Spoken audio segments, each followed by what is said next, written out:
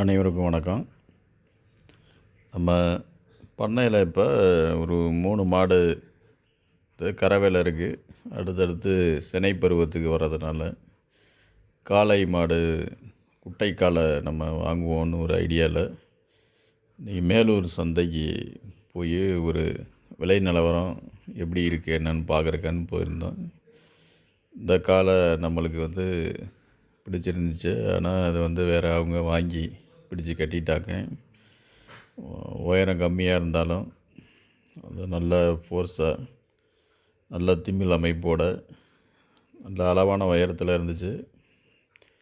ஆனால் அதை நம்மளால் வாங்க முடியலை.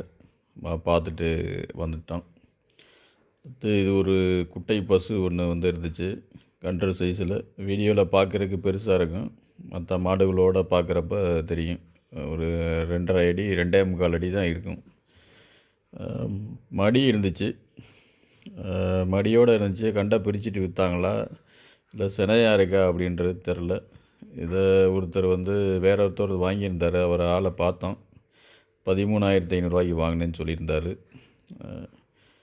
இது ஒரு காளை ஒன்று பார்த்தோம். எல்லாம் உள்ளார அடசலாக கட்டியிருந்ததுனால உள்ளார போய் பார்க்க முடியல. காதெல்லாம் அறுத்து இருந்துச்சு. ஜல்லிக்கட்டு கூட்டிருப்பாங்க போல். ஆனால் உயரம் கம்மியாக இருந்துச்சு. நல்ல திமில் அமைப்போட. இது ஒரு மாடு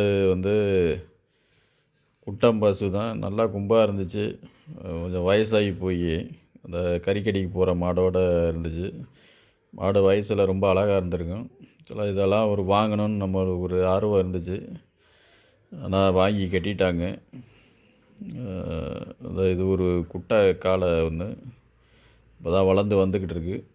பல்லு போடலன்னு நினைக்கிறேன். அது மாதிரி இருந்துச்சு.